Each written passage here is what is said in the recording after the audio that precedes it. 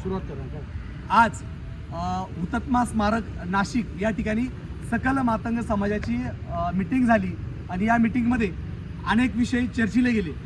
येत्या 2 एप्रिल 2026 रोजी लोकशाहीर साहित्यरत्न डॉक्टर अण्णाभाऊ साठे यांच्या पुतळ्याचा जो प्रलंबित विषय आहे की जो नगरविकास खाता असेल किंवा महानगरपालिका असेल, PWD असेल, या संदर्भात तो प्रलंबित विषय आहे आणि या प्रलंबित विषयासाठी मार्ग काढण्यासाठी आपण नाशिक जिल्ह्याचे जिल्हाधिकारी यांना येत्या 2 तारखेला सकल मातंग समाज यांच्या वतीनं निवेदन देणार आहोत. हे निवेदन देत असताना आपण लोकशाहीर अण्णाभाऊ साठे यांचा पुतळा ते छत्रपती शिवाजी महाराज यांचा पुतळा आणि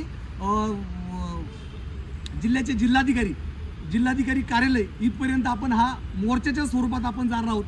या मोर्चाची जबाबदारी सकल मातंग समाज म्हणून सर्व संघटनांचे प्रमुख कार्यकर्ते, पदाधिकारी, त्याचबरोबर समाजाचे सर्व ज्येष्ठ श्रेष्ठ कार्यकर्ते आणि ज्येष्ठ नेते हे या ठिकाणी घेतील. त्याचबरोबर सर्वच राजकीय पक्षाचे पुढारी असतील, राजकीय पक्षाचे पदाधिकारी असतील, ते सर्व या मोर्चाचा प्रचार प्रसार करण्याची सगळ्यांना मुभा आहे. त्यामुळे कोणती पोस्ट असेल तर सकल मातंग समाज आणि सौजन्य म्हणून किंवा आयोजक म्हणून आपण आपल्या संघटनेचा या ठिकाणी नाव देऊ शकतात.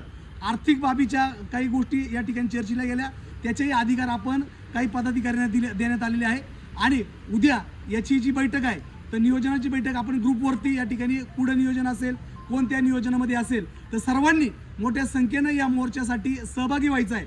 आणि कोणत्याही नेत्याला आपण रोखणार नाही.